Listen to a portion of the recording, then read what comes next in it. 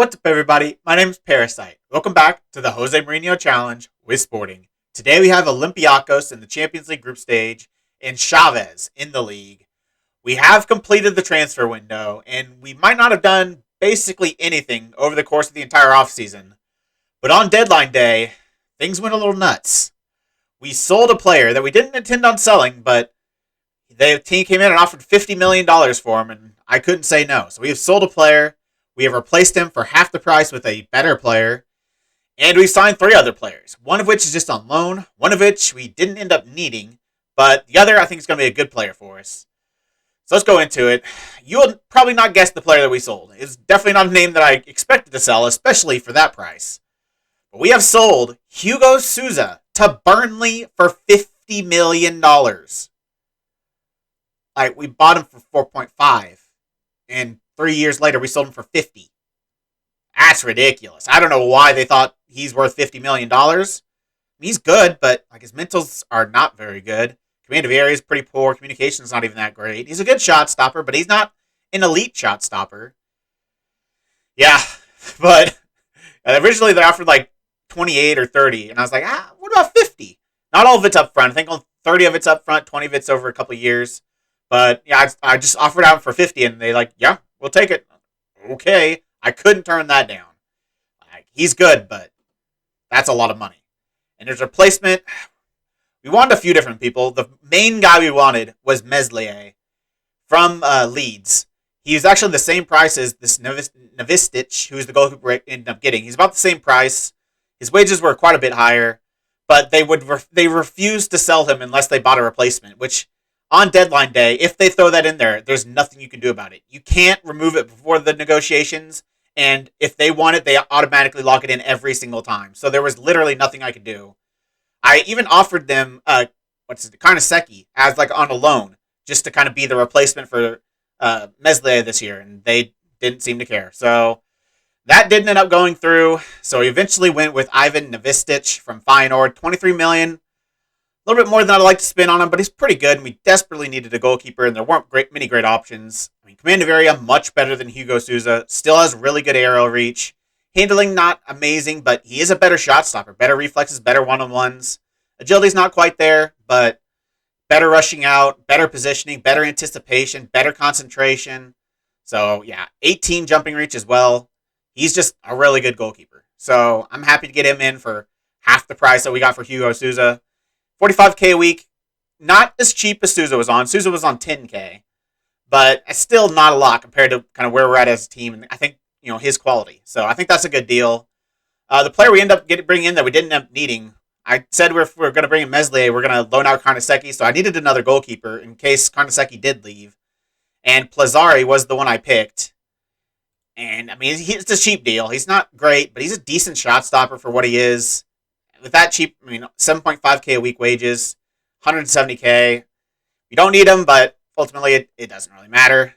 The loan player we have signed is Alessio Romignoli from Liverpool, actually. He's gone to Liverpool from AC Milan. He's come in to be a rotational center back for us. I think he's still pretty good. He's 30 years old, so he's still in his prime. Physicals aren't crazy, but they're not bad either. And technicals are pretty dang good. Really good passer. Marking, tackling, heading, all very good. 15 positioning as well. Mentals are all very good. So I think he could be good for us. And he's left-footed, which is perfect if we're going to kind of rotate between him and Inacio. So he's come in to be a good depth piece center back for us because we desperately needed it. Caceres has not been good. And especially with Inacio getting injured, we definitely need another center back. So Romignoli's come in on loan. Only half of his wages as well. So $45.5K paid on his wages. That's pretty dang affordable. So that's good.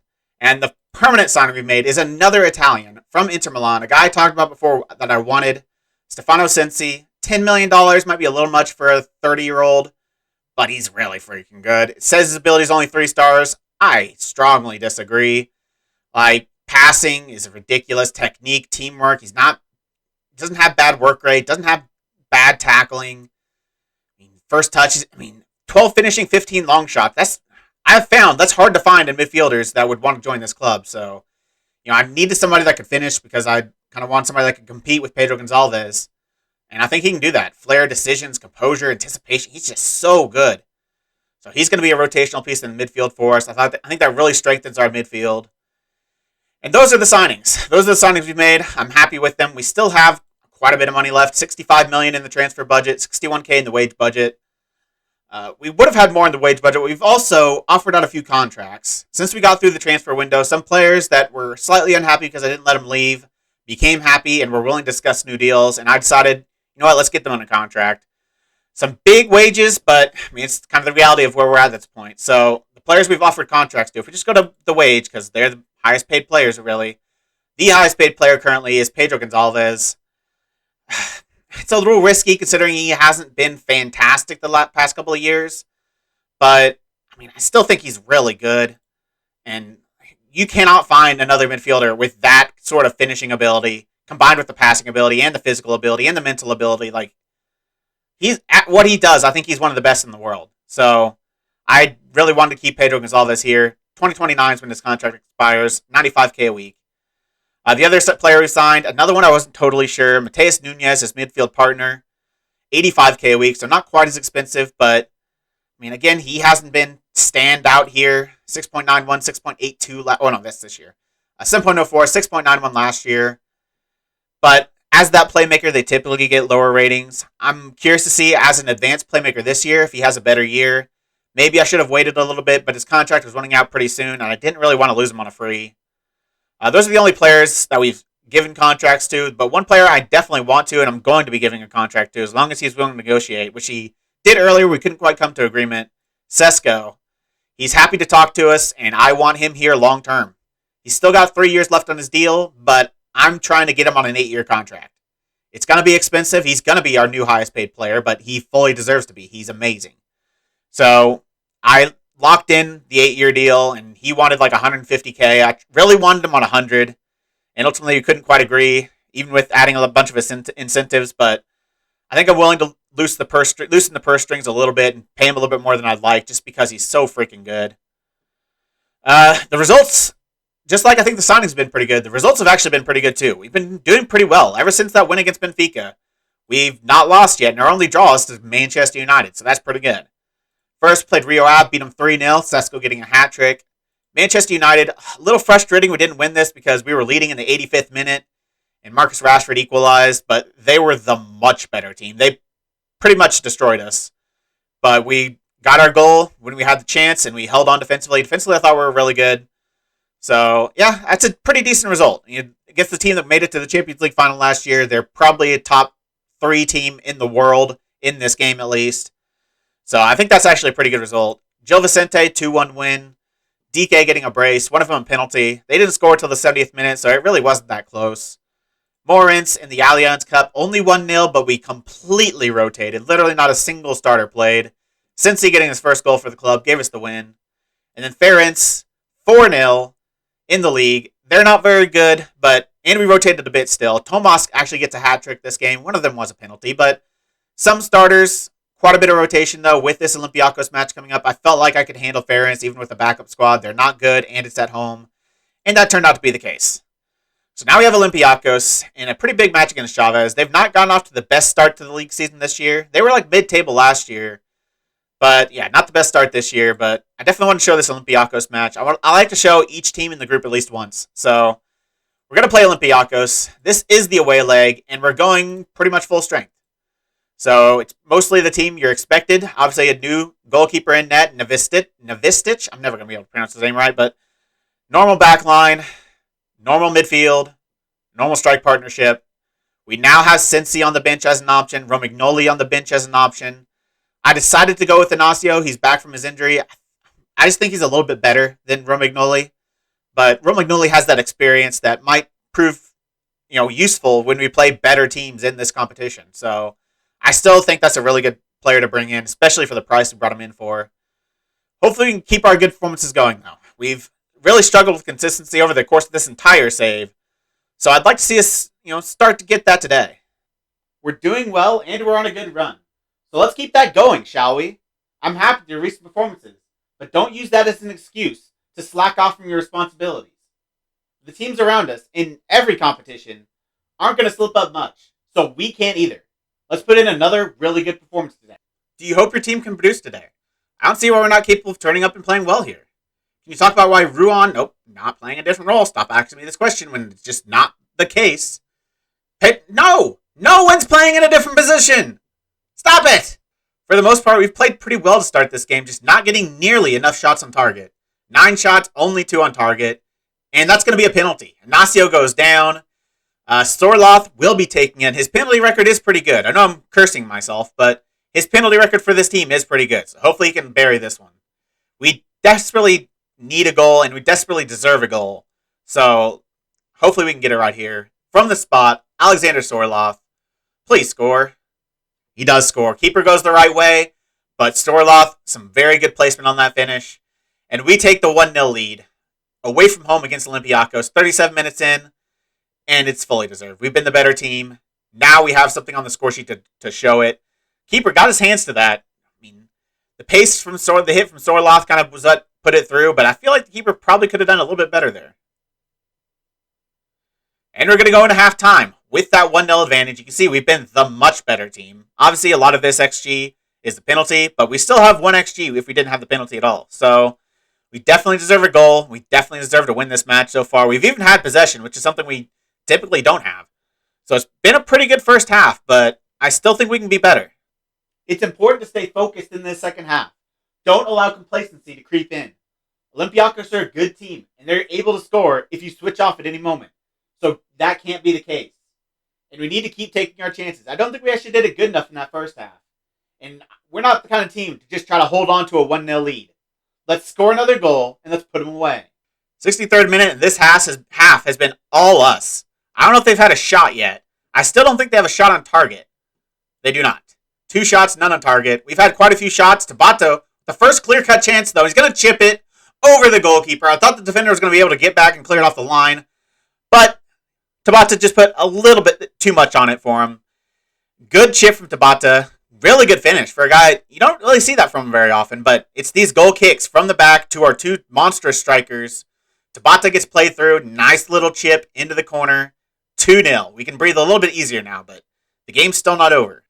80th minute, we're going to have one of our last highlights, it looks like. And it's going to be another goal kick for us. Or it's actually a goal kick for them. And they clear it long. Eventually, they're able to pick it up and go down the right-hand side of Kieran Trippier. We made a couple subs just a little bit ago. Actually, 2 subs. Brought in Sensi for his video debut. And we've brought in DK, which might be a little bit dangerous considering, if they score here, it's going to be a little nervy. But, I think DK's plenty fine as a striker. Not having Sesko isn't the worst thing in the world because we've got so much talent up front with Sorloth and DK.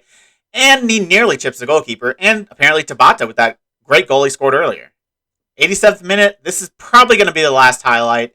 And it's going to start with Olympiacos. We've pulled back a little bit, so obviously I don't really want him to score here. Otherwise, I don't know what I'm actually going to change. Whether I'm going to go back to the way we play or... We cleared away, though, so I think that's probably going to be the end of the highlight. I think we're going to get by all right without pressing a lot towards the end of this game, just to kind of rest the players. There's a lot of games left, and it looks like we've got the win. A 2-0 win away from home, and a dominant performance to the boot. That is what I like to see. Olympiacos are not a bad team, so to be able to completely destroy them in their own ground, it's good to see. A win and a good performance. That'll do for me.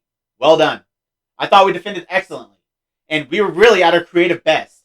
We could have and probably should have finished a few more of those chances, but in the end, I can't be too critical. That was a good away win in Europe. And a clean sheet to boot. Well done. You've been on a good run lately, but that was something else. I'm happy with the way we're playing, and more results like this would be very welcome. Only one question, but we saw the thumping of Real Betis 4-1 by Manchester United. They're going to be hard to beat. But second place, I don't think it's the worst thing in the world. Really, in the end, there's not a huge difference. There's so many freaking good teams that you're more likely to face a good team than you are a bad one, no matter where you finish in the table. As long as you finish top 2. We should be, with this win especially, we should be doing that. Bruno Tabata ends up with man of the match with 11 key passes and that goal. What a game by Bruno Tabata. This actually reminds me, I've also offered Berben Johannesson a contract. He hasn't quite agreed to it yet, but it looks like he's going to. He does have 3 years left, and I'm not doing a full 8 like I really want to do with Sesko, which maybe I should be, but I thought the deal would be a little bit more expensive than I'd be comfortable with if I try to give him an 8-year deal. So it's only be 5 years. It's going to be a wage rise, a pretty big one as well. But teams have been very interested in him, and I definitely want to keep him here. He's been really good for us, so he's going to be getting a new contract as well. So we've got a match coming up in the league against Chaves. That's how many days? It's on the 5th, so 4 days. A little bit of rest. I can probably rotate a little bit, even though we do have the Taça Portugal coming up, so I might as well put a pretty strong squad out there. Hopefully we can have another good performance, though. And we are back to play Chaves. Bergman Johansson has signed his new contract, so he's going to be here for the foreseeable future. Very happy about that. For the lineup today, mostly the same squad, a couple changes. I decided to give the new boys their live starting debut. So Cincy comes in for Pedro Gonçalves, and Romignoli comes in for Ruan. Means Alessio moves to the right-hand side, but I think he's fine there. Obviously, he's left-footed, but between the two, Romignoli actually prefers to play on the left, and Alessio doesn't care. So Alessio's going to play on the right when we have these two playing together. And DK's the other one that comes in. I just kind of have a soft spot for DK, being an American mostly. But the way he always performs when he plays, got a soft spot for him. So I'm going to play him, especially because Sorloth, we do have an international break coming up after this, and Sorloth is going to be playing for Norway. So I don't want to risk him getting injured by playing him too much. So I'll give him the game off today, as long as we can stay in and win the match without him. But if he needs to come in, he definitely will. But we're going with a little bit of rotation. This shouldn't be a tough match. Chaves are not very good. They've not had a great start to the season. And our recent form has been pretty good. So hopefully we keep that going. I want you to pick up where you left off last time out. We've learned before, you can't underestimate anybody in this game. So we're playing a strong squad today, and I'm expecting you to perform. 25 minutes in, not the best start so far. We've created a few chances, but not quite as many as I'd like. And this might be our first attacking highlight, really. Aguilar gets the ball intercepted, but it falls to Nunez. Tabata out to Bergman Johansson on his new deal. See if he can whip in a good cross here to pay it. So many start paying it off immediately, but gets intercepted, but we still have the ball and we're still looking to attack. Tabata with a very bad through ball, though. Not good so far. Not good enough. Is this highlight continuing, though? They're going to have a goal kick, and Inaccio's going to win it. It's going to go right back to us. DK holding it up. Back to Bergman Johansson, looking to take on his man. He's got dribbling ability. Doesn't have the most pace, but he's got good dribbling ability. Nunez puts it in eventually. Sesko! I think he's on. First look was that he was on. I thought he was onside, and I think that's going to count. Nunez, as that advanced playmaker, I've said it times before, I think it's looked better as that advanced playmaker than it was as a deep lying. Oh, it's disallowed. That's annoying. That looked good for me. I guess he was just slightly off. Yeah, I think he is slightly off. It's very close, but it's probably the right call. And we're going to have a corner. Since he's actually going to take it. He's an advantage of having him. He's a really good set piece taker. And that's not something we've really ever had. So hopefully you can show that this season. 35th minute. There's been a fair few highlights, but none of them have looked too threatening from either team, really. But this is going to be Chaves. They're going to whip the ball in. Inacio there to head it away, though. Since he's going to pick up. He's got really good passing. He can create chances. He's not the perfect Mazzala, but he's got the finishing ability to do it. And just enough dribbling ability, I feel like. Our through balls have not been great so far this game, though. We've been giving far too many away and just not even close enough. That's a little fortunate. Their man goes down with an injury. Aguilar's going to pick it up. Look to put in a cross. Looking for DK, and we nearly make him pay, but it's still going. Okay, that's a weird way to end that highlight, but we're going to have a corner again. 37 minutes. What is going? Did it just go to full match or something? No. What is going on? Is someone getting looked at? Football manager? Hello? Tabata, are you awake? I guess they were making a substitution because of the injury, which we saw. But I don't know why it's come back for a highlight. It's on key highlights. Okay, they're finally gonna take it. Tabata from this side. Oh my, dude. Okay, that was weird. Goal kick now. The highlights are literally not stopping. Hopefully this is going to be for us. Aguilar gets headed back to Inacio. He's going to pick it up. And he's good on the ball. So I feel like, especially with this pairing we have right now of Inacio and Romignoli, both very good on the ball. So I definitely think they could come to an advantage against the smaller teams where we can trust our players in possession a little bit more. Tabata pulls it back for Sensi. Goes for the near post, looking for a great goal, but not quite there. And another highlight. Good Lord. Sensi, back to Polina. Nunez. If we can just get a goal from one of these, it'd be nice. Aguilar, ball in again. Can't quite find DK. Why are we getting all these highlights? None of them are very good chances. So, save us, please. But we're going to have a goal kick again. And we might be going straight on from the goal kick. And Sesko looking to head it on to DK, but doesn't get there. Just like, the past 20 times we try to pass through to one of our strikers. Is this going to happen again? Is he just going to kick it long? We're going to win it, and then we're going to go down and attack again? No. Apparently not. Chaves looking to attack this time. Going down this left-hand side. Putting in a ball, but not a good ball in. And Alessio picks it clear. If they can get rid of the ball eventually. A little bit worrying there, but Nunez drops deep, picks it up, finds DK. Decent pass there. Sesko through to DK. Has an opportunity, but he hits it off the underside of the bar. But Sesko follows up. I mean, DK, a little bit unlucky there. That was a hell of a strike. Just off the underside of the crossbar and didn't quite go across. But some good passing up here between Tabata, Sesko, and DK. The first through ball to one of our strikers that's actually worked so far this game. A little bit fortunate with the follow-up, but it's no more than we deserve. We've been very good so far. Just haven't quite gotten the goals. Sensi, another free kick. Can't quite find the head of Sesko this time, though. But he's going to get it back. Mateus Nunez, looking to put a ball to the edge of the area. It's Ignacio, not the ideal player. DK, pretty good spot for him to be, actually. Pulls back for Ignacio. Looking for DK again. Tackled in the box. But it was clean. Good tackle by Chaves. Not an easy tackle either. Against the guy as physical as DK in the box. That is dangerous. Dude, these are the weirdest highlights. It's like, we attack, the ball gets cleared, we attack, the ball gets cleared, we attack, the ball gets cleared, and eventually, goal, but I think he's offside. First time I didn't think he was offside. This time I think he was, so it's probably going to be allowed. He looked pretty far off, actually. So we'll see. We deserve more than one goal. We've just attacked them endlessly, but we're not going to get it, at least in the first half. That goal rightfully is disallowed. We've looked pretty good, though. He's pretty far off. We've looked pretty good, just haven't quite had that in touch. Even that header, off target, hits the post. They don't deserve anything from this match, though. So if they sneak out a goal on one shot on target and draw this 1-1, I'm going to be a little frustrated. You've had a lot of shots on target today, so I'm happy. I feel like you've been a little unlucky out there. We've created loads of chances. We've looked extremely dangerous every time we've touched the ball. You just can't find the back of the net right now.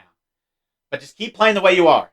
If you keep creating like you did in that first half, the goals will eventually come. 77 minutes. The first half was all highlights. This one, very much the opposite. And this one, I don't think it's going to be a goal either. Ignacio looked like he was offside there. It's probably going to be our third offside goal. And it is. Dude, we've absolutely dominated Chaves today. We just haven't quite gotten the goals. I feel like we've been a little unlucky. Ignacio is standing in an offside position, though. Not very good. He just got a new deal. And now he's injured. What's the injury? Groin. I think it's better than like a foot or a back injury, especially. Or hip injury, especially. Hip injuries are terrible.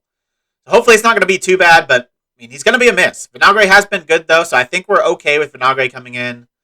I'm also going to bring on Escayo. Aguilar's on a yellow. He is playing pretty well, but he's also pretty tired. Polina is probably going to be subbed off pretty soon as well, but I want to keep that last sub in my pocket. I'm going to keep playing. I'm not going to take off the intensity. Only a 1-goal advantage. This just feels like one shot on target, 1 goal for Chaves. So I'm not going to let up. I want to score another goal. 82nd minute, and is this going to be it? Is this going to be their one shot on target? Chaves tacking down their left-hand side. Going to find Pina in the middle. Tabata closes him down, but he's going to recycle it back to the left. Rodriguez gets played through, looks for the cross, but Escayo does very well defensively there. And he's going to look to attack down this right-hand side, looking to go into an immediate counterattack.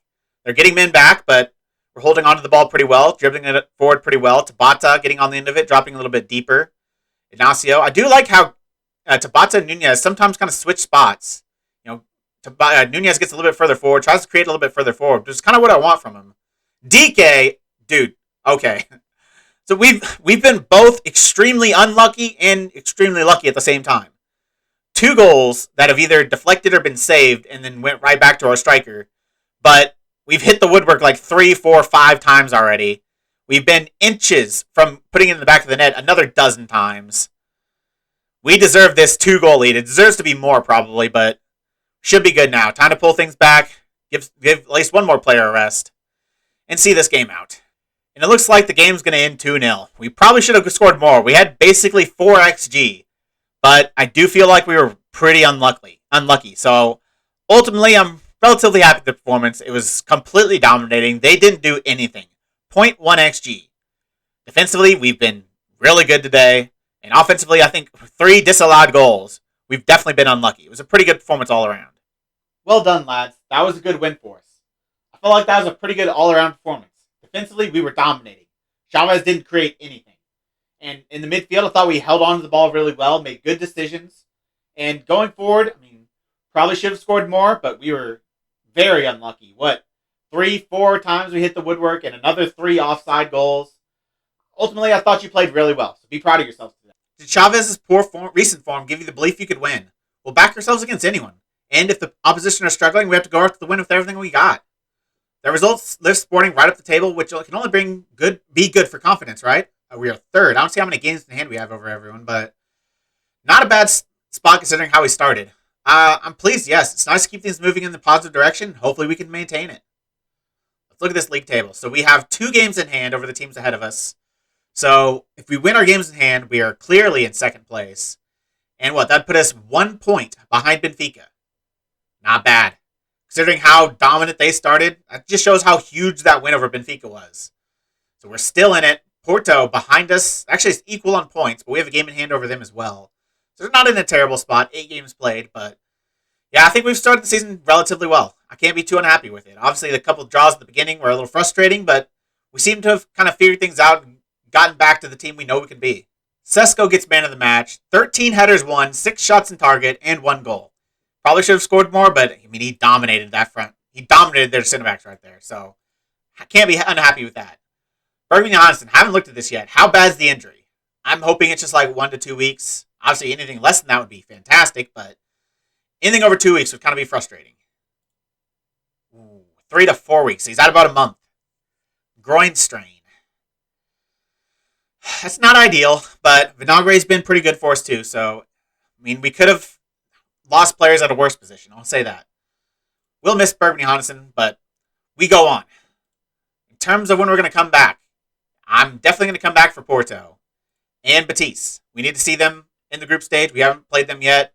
They are actually our next team in Champions League. We'll show the second leg, which is going to be at home, and the Porto home match. Hopefully we can win both. Hopefully we can. We only have 1 league match, and got very happy we have this Allianz Cup match right before Porto. We can completely rotate for that.